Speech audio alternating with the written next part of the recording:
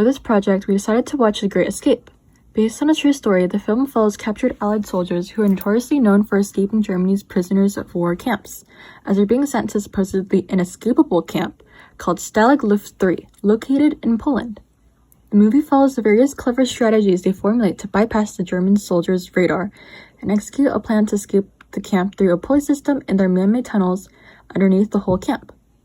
In order for the plan to be successful, each of the soldiers are given various roles, like paperwork forgery or tunnel digging, to all work together towards the common goal of outsmarting the Germans and escaping. The main theme of The Great Escape is about heroism and soldiers working together to escape a prisoners of war camp. By working together, their bonds gradually deepen as they all share a common goal of returning to their families in their home countries. It also involves bravery in all the soldiers who take part in their incredibly risky plan, and overcoming fears like Danny's claustrophobia and the escape tunnels. Another theme of the movie is friendship and camaraderie, like between Colin and Hendley. A blind man is an unnecessary hazard not only to himself, but to the whole plan, and must therefore be eliminated from the operation.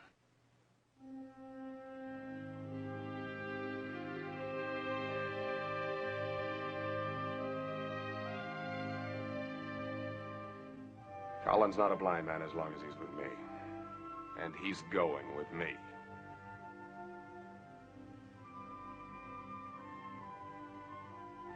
It's all right with you, Colin? Yes. Quite. Between Danny and his friend Willie. When Colin's poor eyesight appeared as a possible detriment to their plan, Roger, the organizer of the group, was quick to remove him from the list of escapees. Henley thought otherwise. He promised Roger that he would risk his own safety to make sure Colin escaped with the rest. Their friendship throughout the film made it that much more painful when Colin, spoiler alert, got shot by the German soldiers after the two of them crashed a stolen airplane. Henley!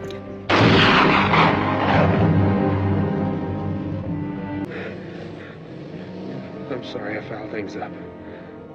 That's all right.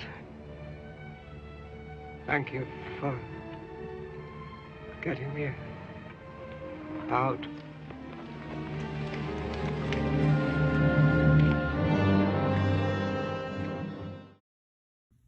In the case of Danny and Willie's friendship, whenever Danny's claustrophobia got the better of him, Willie was by his side to keep him calm and guide him to safety. The two of them were two out of the three escapees who made it to safety.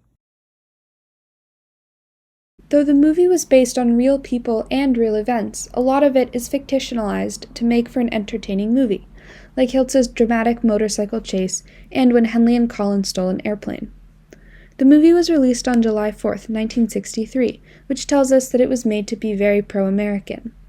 According to Wikipedia, the film increased the role of Americans in the escape plan. Just about all of the contributors were actually British and Canadian. The filmmakers also left out the role of the guards in helping with the escape, many of whom were openly anti-Nazi. But if they had included the guards' help in the movie, it wouldn't have been as dramatic. The movie also only focused on 2 tunnel diggers, when in reality there were about 600 prisoners who helped dig. On the other hand, there were many parts of the escape that the movie got right. The camp appears to be pretty accurate to the description of the camps online, with the surrounded guard towers and barbed wire fences. There were also cramped wooden barracks where the soldiers slept on bunk beds. The Great Escape got the methods and strategies behind the escape correct, like obtaining a camera to forge paperwork, Focal plane shutter. Let me know when you got it. and using the wooden panels of the barracks walls and bunks to support the tunnel. The real-life prisoners actually dug 3 separate tunnels. Did you say the first tunnel? I did. There'll be 3. We'll call them Tom, Dick, and Harry. Named Tom, Dick, and Harry, so that there would be backups in case a tunnel got discovered. In the film, a tunnel was indeed discovered by the Germans, and they had to switch to a backup. At the end of the movie, it says, "This picture is dedicated to the 50, referring to the 50 men killed after escaping the camp. That happened in real life and in the movie, but in the movie, it has 50 men killed all at once after being rounded up by the Germans. In reality, they were killed 1 or 2 at a time. The Great Escape got the overall story correct, but like most historical dramas, the filmmakers changed details of the story to appeal to audiences.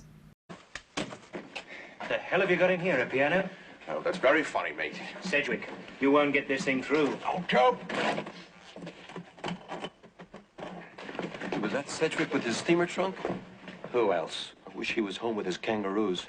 Instead of showing how American soldiers fought during the war, the film showed the more uncommon perspective of soldiers who were captured rather than fighting during battle. This film helped us understand how Americans and other Allied soldiers' strong sense of self, pride, and desire to return to their home country and family helped them not succumb, but rather persist in escaping, with the film featuring a soldier who had escaped previously 17 times before being moved to the new camp. 17 escape attempts. 18, sir. Tunnel man. But of course, there were a fair share of soldiers who would succumb to the camp's harsh living and separation from their own families, causing some, like Ives, Hilt's farmer escape partner, to attempt an escape during the day, which led to him eventually gunned down by the soldiers in the watchtower.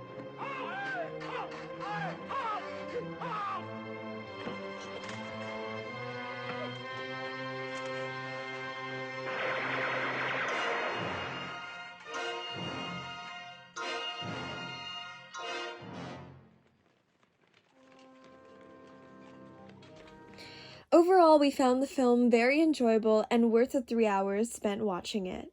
The choice of music was effective in setting the mood, especially during high-stakes situations when the music would become loud and intense, like Hilt's motorcycle chase. We also liked the running gag of Hilt's constantly returning to the cooler and his overall childish and rebellious nature.